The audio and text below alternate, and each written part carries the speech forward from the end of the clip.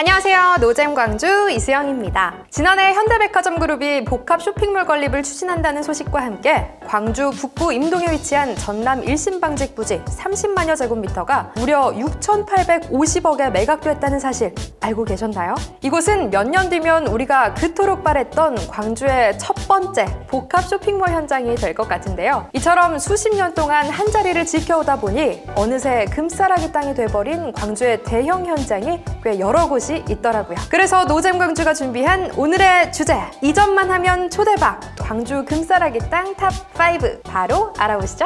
구독! 광주의 금싸라기 땅 첫 번째는 광주 군공항 이전 부지입니다. 광산구 신촌동에 위치한 공항 부지는 250만여 평 규모로 현재 광주 군공항과 민간공항 모두 무안공항으로의 통합 이전을 추진하고 있습니다. 먼저 군공항 이전 사업의 구조를 살펴보는 게 좋을 것 같은데요. 광주시는 우선 5조가 넘는 비용을 들여 국방부에 새로운 군공항을 건설해준 후 군부대가 이전하면 원래 군공항 부지를 광주시가 받아와 개발하면서 비용을 충당하는 방식의 사업이라고 합니다. 하지만 이 사업은 가장 강력한 이전 후보지인 전라남도 무안군의 거센 반대에 부딪히며 의견을 좁히지 못한 채 오히려 지역 간 감정의 골만 더 깊어지고 있는 상황인데요. 현재 광주시는 공항 이전 지역에 국가 예산외에 1조 원 규모의 추가 지원책을 제시하고 있지만 무안군 주민들의 반대 입장이 찬성으로 돌아서긴 쉽지 않아 보입니다. 현재 거론되는 다른 대안으로 다른 군공항과의 통폐합 제안이나 국내선 민간 노선을 무안공항에 내준 뒤 군공항 이전을 논의해보는 방안 등이 제시되고도 있지만 이 문제 해결의 대안이 되기는 어려울 것으로 보입니다. 그런데 정말 궁금한 게 있는데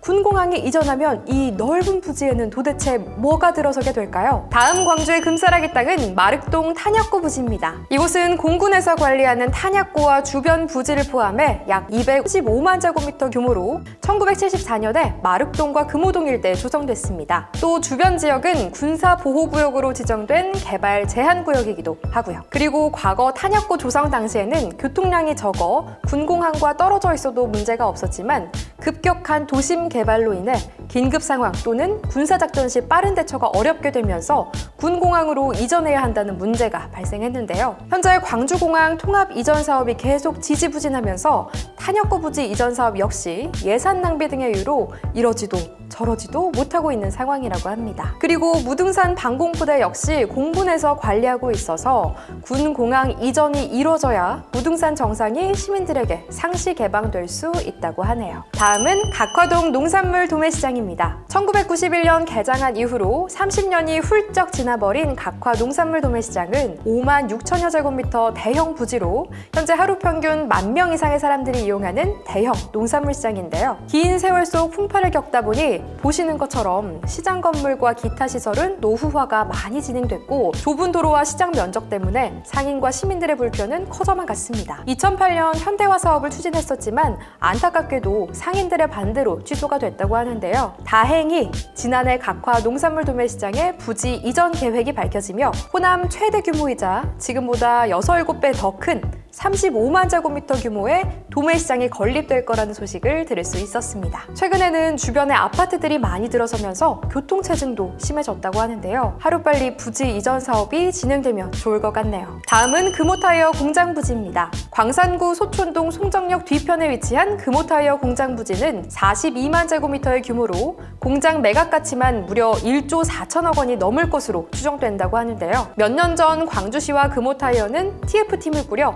본격적으로 이전 문제를 논의하자고 했지만 이 사업은 이후 5년 동안 지지부진한 상황이었는데요. 당시에는 이 넓다른 부지에 어떤 것들이 들어설까 큰 관심이 모아졌습니다. 금호타이어는 1조 2천억의 이전 비용을 마련하기 위해 먼저 부지의 용도를 변경해 높은 가격에 매각하길 원하고 광주시는 법적인 문제로 상업용지로 변경을 해줄 수 없으며 부지 용도를 바꾸기 위해서는 먼저 공장을 이전하거나 공장 가동을 중단해 사용되고 있지 않는 유휴 토지가 되어야 협상이 가능하다는 말로 맞서고 있었는데요. 또 지금 아파트가 올라가고 있는 호남대 쌍촌 캠퍼스 부지와 복합 쇼핑몰이 들어설 전남 1심 방직 부지도 유휴 토지 상태에서 협상을 했기 때문에 금호타이어만 특혜를 줄 수 없다는 이유와 더불어 대주주인 중국 기업이 용도 변경 뒤 개발 이익만 챙기고 철수할 수 있는 먹튀의 가능성도 무시할 수 없다는 입장입니다. 2024년 10월 금호타이어는 빅그린 국가산업단지 2단계 사업구역 토지 약 15만 평을